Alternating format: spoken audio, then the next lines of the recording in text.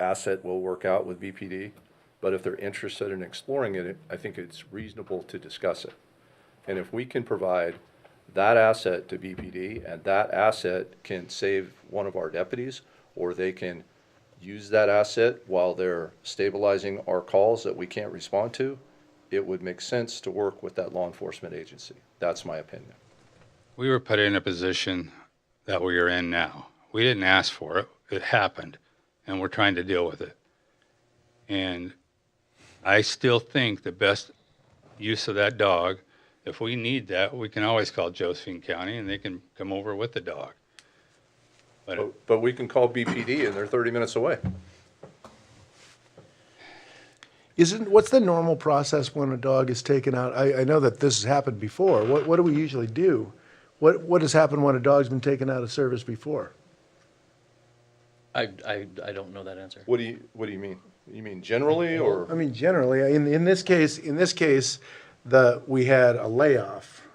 Actually, he was laid off, or he resigned. I'm not sure. He resigned. So he resigned. So in that scenario, then what has happened when a officer is separated from the force and there's a dog involved?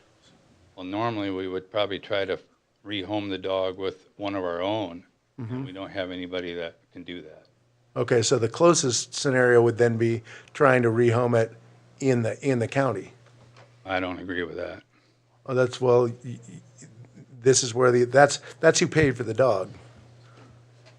It was paid for by a private citizen. It was paid for by donated funds that became the property of Curry County. So Curry County taxpayers, the Curry County taxpayers own that dog. It was specific to the sheriff's office.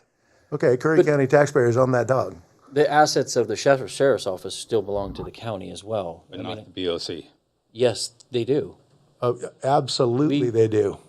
Every asset that's, They don't belong to you guys. They certainly don't belong to you. Every asset that is owned by Curry County is overseen by the commissioners. they belong to the county. I didn't come over here to discuss this. Every time that you guys ask me to come over, it's for something, and then it's all sudden it gets.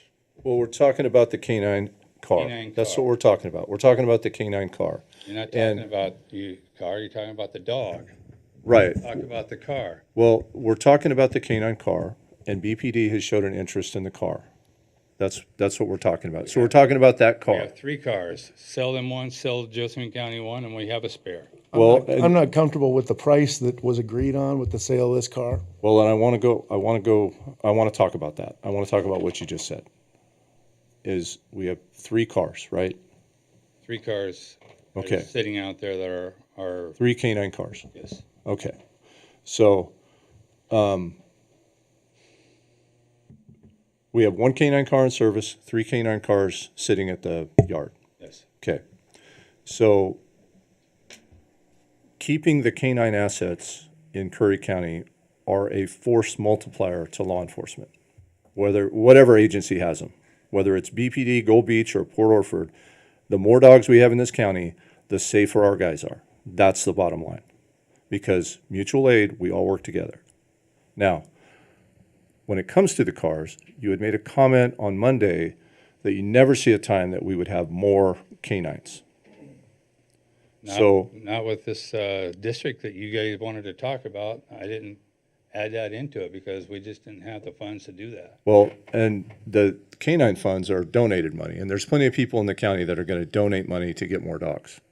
So we can do that. We can get more dogs. We can absolutely get more dogs. I know somebody right now that will buy a dog, absolutely buy a dog. But that getting the dogs isn't the issue. What you said the other day was you don't see that happening. But my question is, wouldn't it make sense to have more dogs? Wouldn't it make sense? I mean, if we can't get more deputies in the meantime, but our deputies have dogs, then that's a safer deputy, and it's a safer public. So that's Very why expensive to do that as well. I'm aware of what it costs, and I'm aware of what the time is. But again, my point is, we have a circumstance now where we have limited deputies, we have limited police officers to serve the public, and if we have more dogs with those officers, we multiply the capabilities of those police officers. That's what we do. So it would make sense to keep that door open by having those cars available so that if we have the opportunity to do that, we can expand that and thus provide a better service to the public. Those cars are going to sit there and go to waste without it being used. We can put them inside. Where? We'll find a place. We'll find an answer. We'll find a way. We'll find a way. We can find a way when it comes to that kind of stuff. Go ahead, John. What's the cost of outfitting a regular patrol car to a K-9 car? Well, it's a cage. It took 2 weeks to outfit that car, well, each car. Zero. And I think the cages were about 10 grand time you get it added into it. But I'm not sure. It's just a ballpark figure. And Dick Wilson donated that also? Yeah. Sorry. It's $10,000 to $12,000 for the Outfit it? what I would call the canine vehicle safety equipment. It's about 10 to 12,000, depending on how it's put in, depending on where it's purchased, that kind of stuff. Yeah. So it can be more, but I'm confident here we can do it for around that price. And we already have it. It's in the cars. And it's not something that really depreciates. I mean, It's in the cars. yeah. So it can be removed and put in a like vehicle. But those cars are really hard to come by. And we absolutely need a backup car for the dog that we have. And the dog that we have is aging. The dog that we have is nearing the end of its service life. And I guess that brings me into another question, which was there any consideration to keeping this dog so that when that dog times out, this dog is already bonded and ready to immediately make that Nobody to transition? give it to. Nobody to train the dog. So Zane didn't want to do it? No. Okay. What's that age, Brad, that they time out? It's case by case. Okay. I mean, Fresno PD had a 17-year-old Malinois that was still, 17. that was retired. So it's rare, that's super rare, but it Like 10, is that an average or? depends on how hard the dog was used, you know? My dog lasted 6 years. He was used pretty hard. It just depends. But again, my point is that in a law enforcement, in a time where law enforcement resources are so strained and few, that asset becomes extremely valuable. So, as does the vehicle, and the vehicle is oftentimes harder to put together than it is to get the dog and the police officer together. Sometimes it's harder to get the car and the parts and put all that together because we have to wait so long to get cars. And we have to wait so long to have somebody put all that stuff in. So this is a specialized vehicle, specialized equipment. And I just, you know, I don't know. I think we can do better than that. I think we can use those assets more efficiently. And I do want to partner as much as we can with our other agencies in this county. We are heavily relying on their help right now. Gold Beach, Port Orford as well. Mm-hmm. And, you know, you got a really limited number of officers in Port Orford. And I don't know how the chief feels about that in Port Orford, but man, that asset down there in North County, that could be really valuable. And I just think that those conversations need to be had. Is there a K-9 unit in? Brookings has a K-9 unit, yeah. Just one? They have two. But they have one apprehension dog. Does Gold Beach have one? No. Okay. Gold Beach has a narcotics dog. Oh, okay, I've just seen it. And I believe in the conversations I've heard recently that they're re-implementing that narcotics program as our laws change and we're able to enforce some of those narcotics-related laws again. So I believe that that's the intent. And that dog is solid, great dog. But they don't have an apprehension dog, and they're night and day. The two dogs are night and day. Yeah. The apprehension dog provides a level of safety to not only the handler, but the officers that he's working with that day. So, and I don't know, would Gold Beach entertain that idea? I don't know, but it would be nice to have that dog in Central County. I know that.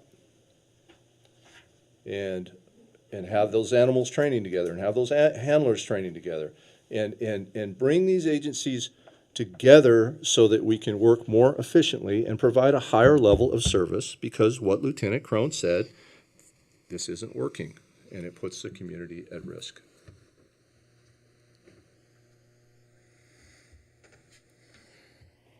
So at the end of the day, we're talking about county assets. We're talking about a car. That's what's on the agenda, and that's what we're talking about. There are 13, correct, 13 cars down there? 18 patrol vehicles sitting down at the shops. And in the coastal weather that we have, they're going to sit there and they're going to rot. They're going to rust. They're going to collect water. That's what's going to happen. Unless someone's out there driving them and turning them on, the engines are going to seize up, and we're going to have bigger problems than them sitting there. So right now, we have an agency that's expressed interest in the car. We have two agencies. We have two agencies. We have 3 of them sitting there. Right. We actually have like 18, we have a lot of cars. Well, Right. K9 So- specific. So if Brookings wants a car, they can come out, they can look at the cars, and they can take their pick of the 2 that are left, sell the one to Josephine County, leaves us with 1. I'm not If- comfortable with the price for Josephine County. I don't know Well- how that was arrived at, except for this blue book. It's a lot better than putting them on auction and getting pennies. Oh, I for the agree bill. with that. So you're right. We have Right. been, So Jeremy, you're right. You're right. We could do that, or we can keep the cars and try to get some dogs in them. We have 2 patrol deputies. How many officers does Gold Beach have? How many officers does BPD have? How many does Port Orford have? You know as well as anyone on the board. Exactly. How hard it is to get a deputy to take a dog. Again, have to get- what about Port Orford? What about Gold Beach? What about BPD? We need to work with them, Correct. not against them, And we with can them. work with them for the Right. vehicle. So let's have that conversation with them. Let's have that conversation with them. And the alternative is the vehicles are going to sit down. That's not the alternative. I mean, that's what it Well- is right now. We're talking about a vehicle, Well, and we keep I think talking there's- about dogs. We're talking about a vehicle. we are talking about a vehicle that a dog goes in, so we're gonna also talk about a dog, Jeremy. We're gonna talk about a dog. I know. And we also have a dog that can go in that vehicle. We just need the right person to go with that. And then we have an asset that can save someone's life. That's what we're talking about. So it's not just a vehicle. It's not a canine car. It's a canine unit. It's a team. And if we can put somebody in that car with that dog, we may be able to save someone's life. so let's get back to the root why we're here, the canine car. So you're not selling that to Josephine County. Is that correct? Because then we're done. Well, we haven't voted on it yet. Discussion, Jay? Well, I would like to see what our options are with our local jurisdictions. I gave the option to Brookings once before, and they turned it down, basically. Well, I don't think I mean, because somebody didn't, maybe need it or wanted it at the time, doesn't mean that they don't now. And I think it just seems prudent. Now, yeah, there's multiple vehicles down there, but there's nothing that says we can't rotate each one of those vehicles back into service every month, right? There's ways to continue to keep some of those vehicles fresh if we're gonna be trying to go through this and be fiscally responsible. There's always a way. There's always a way. But, you know, to say that I mean, what I heard was that unit, the car and the dog, belong in Josephine and not in essentially Brookings or Curry. It was promised to them. So, And they were here to pick up the car, and then I was told that they'd tell them to go home, so I had to. The car wasn't leaving. but we can't But we've done it promise before. assets that don't belong to you. We've sold a vehicle to Brookings before, and we've sold a vehicle to Port Orford before. So there is a precedence on it. So we've had procurement rules for many, many years. They're essential. We modified them last year. This particular part has not changed. There has always been a requirement that you do what is best in the county's interest. And in this particular case, the rules are very clear. if the commission decides that a disposition other than a public auction or a public auction is in the best interest of the county, then they can do that.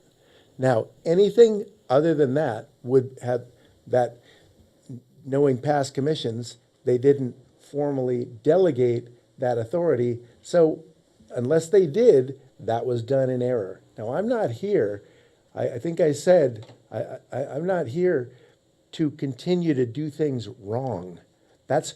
We're here to do things right. And knowingly violating the procurement rules violates the Oregon statutes that dictate those. And that's a crime. That's a crime. So if a person insists on doing that, they are committing a crime. I'm not going to do that. We're going to follow our rules. They're very clear and easy to understand. I just want to ask a question of the board. So the vehicles that are marked with the sheriff's office insignia that are assigned to the sheriff's office, does the sheriff have the authority to issue those out to deputies? Does he have the authority to issue a county car to a county employee? Yes. Yeah.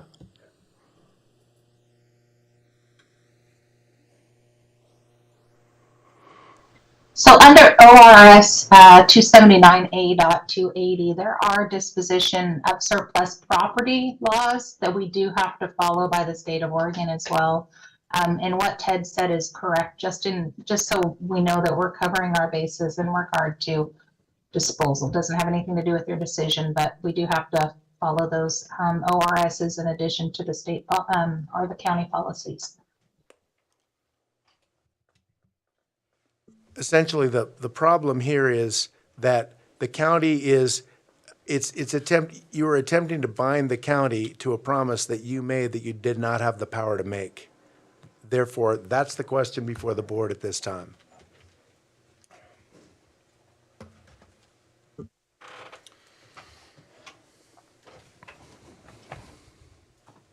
Further discussion? Jay? I stand by what I said. I'd like to see our community agencies that are in Curry have the opportunity. And what if they are not interested? Then I would be open to having what the conversation is for next steps. Okay. I do have some discussion. What I don't want to do, and what we've been doing the last few meetings, is we talk about team, but there's definitely tension in this room right now, with the sheriff, with the board, and that's no way. And Joe Wilson has spoke to this numerous times the last couple of days. This is no way to move forward with any kind of offering to the county. A house divided, that never works. Doesn't in my house. I got 48 years and happy wife, happy life, and I think all the gentlemen in here will agree. So, John, what I don't want is, I know it's tough. I mean, if you make a promise and what you've done in the past, but we can't do it, continue to do it. You know, the old saying, 3 wrongs don't make a right, or 2 wrongs don't make a right. And, you know, you might have to call that sheriff and talk to him and say, you know, and he'll understand, because hopefully, even if he doesn't, that's where we're at. That's the ground rules we're playing by. And we want to work together to unify the sheriff's office, all the county departments with the BOC, and I don't think I'm out of bounds in saying, I mean, we all agree, right? We want to work together without animosity, and that's all I got to say about that. So it's not personal. It sure feels like it. I know it, and that's, I mean, when you take away my hiring authority, you take away this and that, and No one took away this. This is the law. No one took this away. are we done? You haven't voted yet? Any further discussion? Do we need a vote? I don't know. Do we do? Well, Yeah, it's on the agenda. well, my recommendation is this. Ted, reach out to the police departments in Curry County and see if there's something we can do in terms of keeping that canine and the car in Curry County, and that resource it's continued to be provided to Curry County people, to all of our agencies, so we can work together. Will do. Is that agreeable? 100%. Okay. In the event that nobody wants the dog, nobody wants the car, and those assets aren't needed in Curry County, then we'll have another meeting and we'll make an informed decision based on the facts that we have at that time.